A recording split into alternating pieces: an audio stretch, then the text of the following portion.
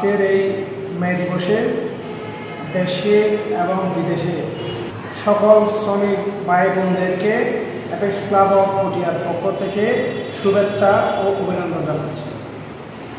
আজকের এই মে দিবসে অ্যাপেক্স ক্লাব অফ পটিয়ার পক্ষ থেকে আমরা বিকাল 4 ঘটিকার সময় থেকে 2 ঘণ্টা ব্যাপী আমরা গামছা বিতরণ করেছি। পটিয়া বাইপাস রোডে বিভিন্ন শ্রমিক ভাইদেরকে আমরা গামছা বিতরণ করে শ্রমিক ভাইদের অধিকারের প্রতি আমরা সহানুভূতি প্রকাশ করেছি এবং তাদের অধিকার আদায়ের প্রতি আমরা অ্যাপেক্স ক্লাব অফ পটিয়ার পক্ষ থেকে একটা আন্তর্জাতিক সেবা সংগঠন হিসেবে শ্রমিক ভাইদের পাশে থাকার প্রত্যয় ব্যক্ত করেছি এবং তাদের সাথে একাত্মতা প্রকাশ করেছি।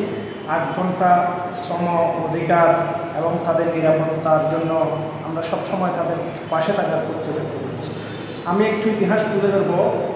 মে দিবসের প্রাইমারি ইতিহাস যদি আমরা জানি, প্রথম থেকে বলি 1984 সালে প্রথম মার্কিন যুক্তরাষ্ট্রের শিকাগো শহরে শ্রমিকরা 8 ঘণ্টা কর্মদিবসের দাবিতে আন্দোলন শুরু করতে চেয়েছিল এবং মালিক পক্ষের সাথে আলোচনার জন্য একটা স্মারকলিপি দিয়েছিল, একটা প্রস্তাব দিয়েছিল। ওই প্রস্তাবের মধ্যে ছিল 1886 সালে মে মাসের 1 তারিখের মধ্যে 8 ঘণ্টা কর্মদিবস বাস্তবায়ন করা। কিন্তু দুর্ভাগ্যের বিষয় 1886 সালের মে 1 তারিখ চলে গেলেও মালিক পক্ষের কোনো আলোচনা শুরু করে নেই, যার ফলশ্রুতিতে 1886 সালে মে মাসের 4 তারিখ শ্রমিকরা শিকাগো শহরে আন্দোলন শুরু করে এবং এই আন্দোলনের নেতৃত্ব দিয়েছিলেন মার্কিন লেবার পার্টির নেতা অগাস্ট প্যারিস। এই অগাস্ট প্যারিস যিনি এই আন্দোলনের নেতৃত্ব দিয়েছিলেন, উনি যখন বক্তব্য রাখছিলেন আন্দোলনরত অবস্থায়, ঠিক একটু দূরেই পুলিশ ছিলেন। অজ্ঞাত কোথাকার কোন এক জায়গা থেকে বোমা মেরে এক পুলিশ সদস্যকে হঠাৎ নিহত করা হয়। ওই নিহত পুলিশ সদস্য নিহত হওয়ার সাথে সাথে পুলিশ কর্মীরা নির্বিচারে শ্রমিকদের উপর গুলি চালায়। 10 থেকে 12 জন শ্রমিক নিহত হয় এবং আগস্ট প্যারিস সহ 8 জনকে আটক করা হয় এবং ওই 8 জনের বিচার কার্যক্রম চালিয়ে 1886 সালে নভেম্বর মাসে ওদের রায় দিয়ে 6 জনকে ফাঁসি দেওয়া হয়, 1 জনকে 15 বছরের কারাদণ্ড দেওয়া হয়, 1 জন আত্মহত্যা করে মারা যায়।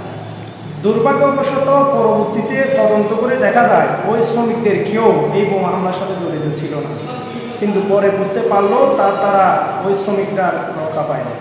এর ফলশ্রুতিতে 1889 সালে প্যারিসের 100 বছর পূর্তির অনুষ্ঠানে এই মে দিবসকে আন্তর্জাতিকভাবে পালনের প্রস্তাব করা হয় 1890 সাল থেকে। এই প্রস্তাবের প্রেক্ষিতে আস্তে আস্তে আন্দোলনটি বিশ্বব্যাপী ছড়িয়ে পড়ে। 1904 সালে এসে নেদারল্যান্ডের আমস্টারডামে আন্তর্জাতিক সম্মেলন কমিউনিস্ট পার্টি, এই সম্মেলনে এই দিবসটিকে আন্তর্জাতিকভাবে পালন করার জন্য উদ্যোগ গ্রহণ করা হয় এবং 8 ঘণ্টা কর্মদিবস ও শ্রমিকদের শান্তি প্রতিষ্ঠার জন্য বিশ্বব্যাপী সভা সেমিনার এবং কর্মবিরতি দিয়ে মে দিবসের 1 তারিখকে আন্তর্জাতিকভাবে উদযাপন করার জন্য সিদ্ধান্ত গৃহীত হয়। এর প্রেক্ষাপটে পুরা পৃথিবীব্যাপী মে মাসের 1 তারিখ আন্তর্জাতিক মে দিবস হিসেবে পালন করে আসছে এবং শ্রমিকদের অধিকার আদায়ের জন্য এই দিনকে একটি গুরুত্বপূর্ণ দিন হিসেবে বিবেচনা করছে। এখন আমরা 1971 সালে বাংলাদেশের মুক্তিযুদ্ধ চলাকালীন সময়ে বাংলাদেশের মুক্তিযোদ্ধাদের অফিসে মুক্তিযোদ্ধার যে কর্মকাণ্ড চলছে, মুক্তিযোদ্ধাদের প্রশিক্ষণ শিবিরে এই মে দিবসটি পালন করে এবং শ্রমিকদেরকে মে মাসের 1 তারিখ তাদের দাবির প্রতি সমর্থন প্রদান করে। 1971 সালে দেশ স্বাধীন হওয়ার পর এই মে দিবসকে বাংলাদেশ স্বীকৃতি প্রদান করে।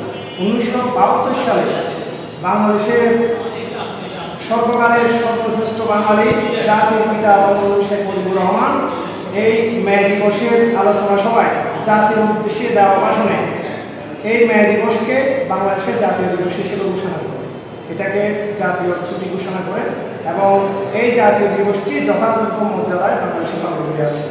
বঙ্গবন্ধু শেখ মুজিবুর রহমান চেয়েছিলেন এই মে দিবসের মাধ্যমে শ্রমিকদের অধিকার প্রতিষ্ঠা হয়, এই দেশের শ্রমিকরা যেন 8 ঘন্টা কর্ম ঘন্টা ভোগ করতে পারে, এর বাইরে কাজ করতে যেন ওভারটাইম পায়, শ্রমিকরা যেন নিরাপদে কাজ করতে পারে, শ্রমিকরা যেন তাদের ন্যায্য বেতন পায়, শ্রমিকরা যেন তাদের নিরাপদ কর্ম পরিবেশ পায়, শ্রমিকরা যেন আহত হলে নিহত হয়ে তাদের যথাযথ ক্ষতিপূরণ পায়, এইসব বিষয়টি গুরুত্ব দিয়ে কথা বলেছেন। তবে দুর্ভাগ্য হলো সত্য 2019 সালে শ্রম আইন সংস্কার করা হয়, কিন্তু শ্রম আইন সংস্কার করা হলেও শিল্প কারখানাগুলোতে করোনাকালীন সময়ে প্রায় 1,10,000 শ্রমিক তাদের চাকরিচ্যুত করা হয়েছে, যাদের পরিবারের একমাত্র কর্মক্ষম ব্যক্তি, যেটা মোট শ্রমিকের 13% হিসাব করা হয়। আরও দুঃখের বিষয় হচ্ছে প্রায় 25% কর্মক্ষম শ্রমিকের প্রায় 25% শ্রমিককে বেতন কমিয়ে দেওয়া হয়েছিল, যেটা বাংলাদেশের জন্য অত্যন্ত দুঃখজনক।